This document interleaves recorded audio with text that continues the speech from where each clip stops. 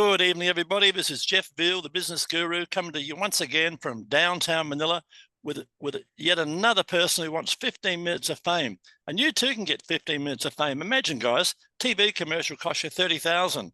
If you want to do 10 radio spots, you're going to pay, depending where you are, you're going to pay between 3,000 and 5,000. We're here to make you famous with 15 minutes of fame where it's all about you. And then we're going to take that recording and we're going to put it across Facebook, LinkedIn, Instagram, late at night, guys, Instagram, and of course, YouTube with all your social contacts on it. So we'll expose you to the world, right? So today I've got a wonderful guest. He's all the way from the USA in Pennsylvania, and his name is Mr. Philip Arabach. And Philip has got a very interesting product, guys, very interesting product that the world needs. And we were talking about it earlier. Did you realize, guys, less than 30% of the world speak English? Did you realize that? Probably not.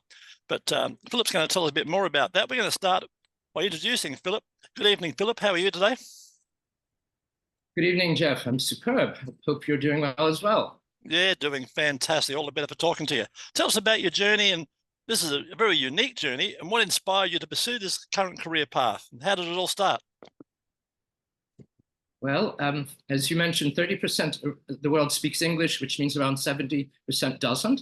And my company, Arabachan National, empowers clients to expand into the world by preparing any of their content into 120 world languages using professional linguists, not just AI, which makes common mistakes.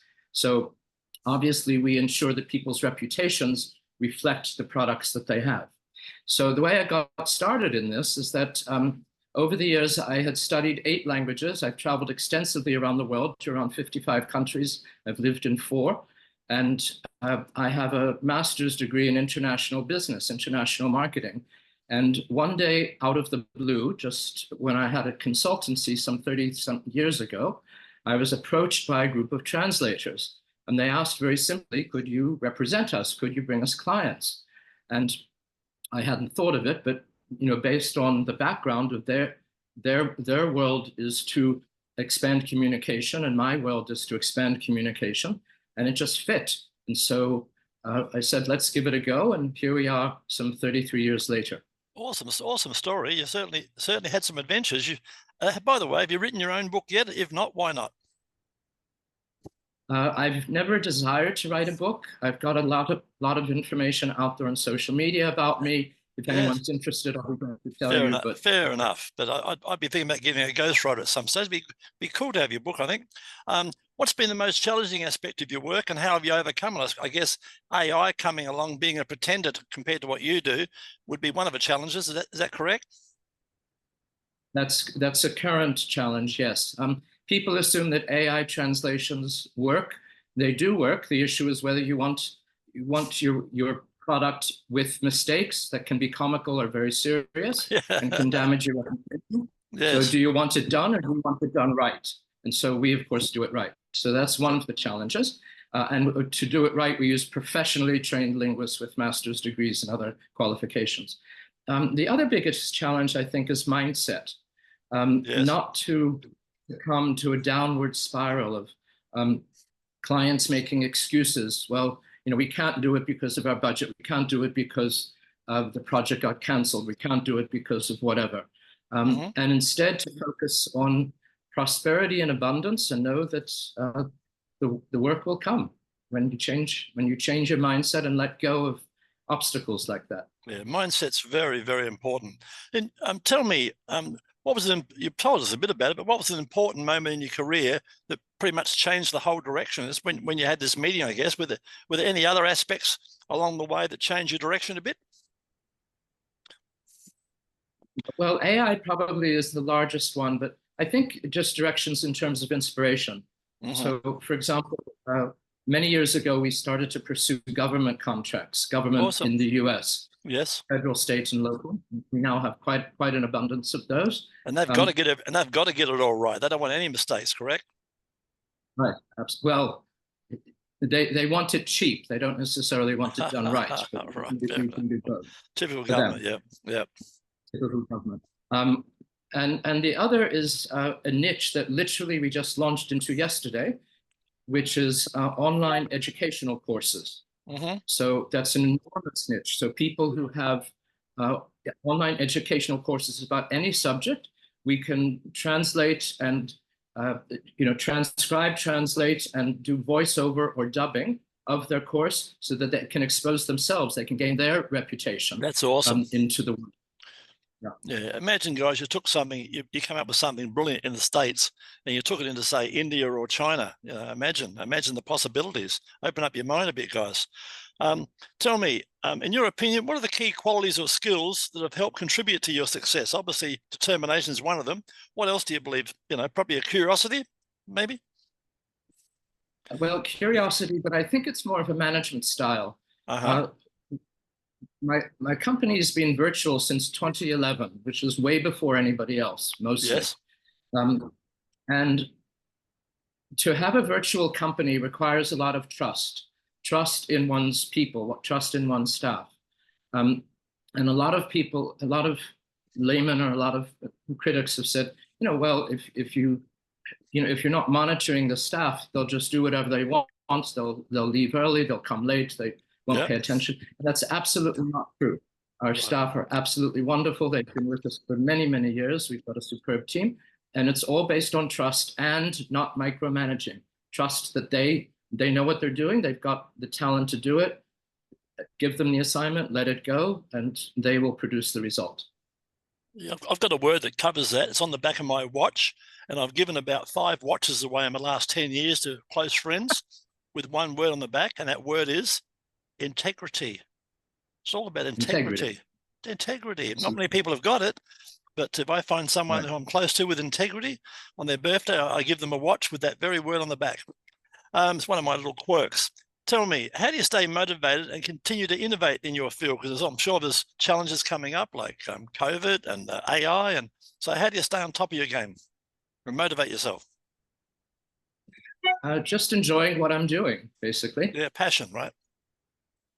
Passion and, desire. And I don't know what retirement really means, because retirement to me is just keep going and contributing to the world, trying to make it a better place. That's right. In communication and empowering companies, nonprofits, instructors, authors, whoever they are, governments, to deliver their products or services which uplift humanity. Yeah, awesome. That's an awesome legacy you'll be leaving behind, Philip. Tell me, in your opinion, what are the key qualities and skills that have contributed to success over the years? Well, probably persistence. Never give up, huh? Yeah, never give up, and know that I don't know if you know Taoism, but in Taoism, which is a Chinese philosophy, the most powerful force on earth is water. Because water flows around any obstacle.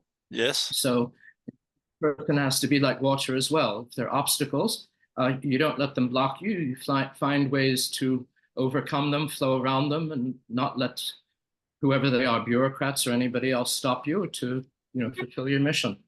Yeah, I agree with that fully. One of my funny things I used to say when I was younger, I'd say every problem's got 10 solutions. Just write them all down. And one of them's the best solution, and one's the second best, and one's the third best, to keep on going until you get a solution. Try them all if you have to. Tell us about a recent project that you're particularly proud of. What have you done recently that you'd like to tell us about? Well, it was probably, this one I think was about 3 years ago, but I'm most proud of it, I think. We translated and subtitled the world's only film about the life story of the Dalai Lama into 21 languages. Wow, what an awesome task. Yeah, I mean, he is a superb, of course, humanitarian to dramatically improve the world, and we were very privileged to and he only did one film where he narrated his life story. Yes, and that's the film that we both translated and subtitled into 21 languages, including some very unusual ones, Chinese and Mongolian, of course, because that's in the neighborhood. Sure. But also Arabic, interestingly. Yeah, so Spanish and Portuguese. So basically, you took the message to the world, and a very important message at that. So it's an awesome thing that you're doing when you look at it that way, isn't it? You know, you're helping spread the word. What advice would you give someone who wants to follow in your footsteps in years to come? What would you be telling them? Well, I wouldn't advise anyone to follow in my footsteps, frankly. No, that's why I tell people the same thing. It's hard work, isn't it? Yeah, it's hard work, and businesses change and so forth. Just again, be persistent and focus, and I think mindset is the most important. Very, we discussed it earlier, and I think people reach out to Philip, had a chat to him. If you've been thinking about going that direction, or you need some advice, or you want to find out a little bit about what Philip's doing, reach out to me. I'm sure he's always up for a virtual cup of coffee sometime. And guys, I tell people, get a mentor.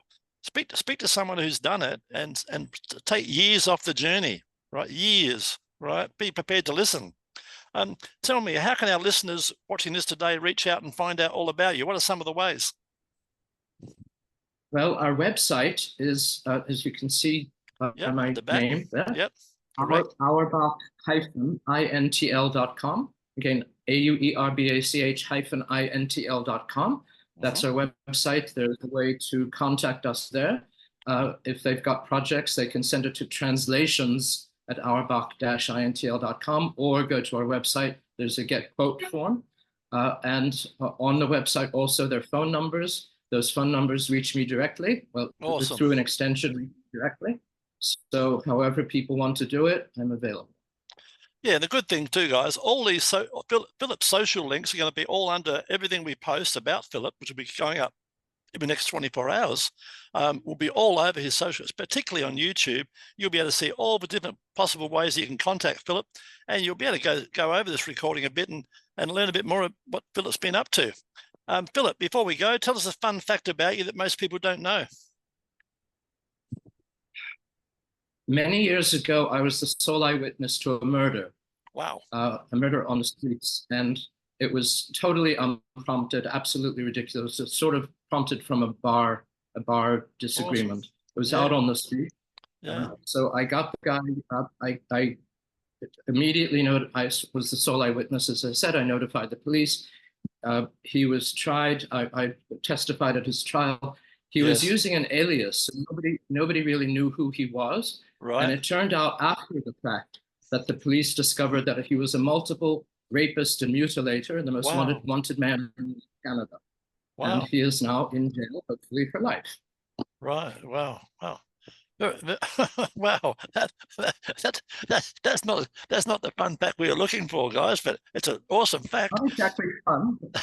No, a good way to clean up the neighborhood and improve the world. Yes. Absolutely. Well done. And I think also the fun fact I liked was that you're so well traveled. You know, a lot of people, and Philip and I both know this, a lot of people, guys, believe it or not, it's hard for me to believe, they don't even leave their own suburb.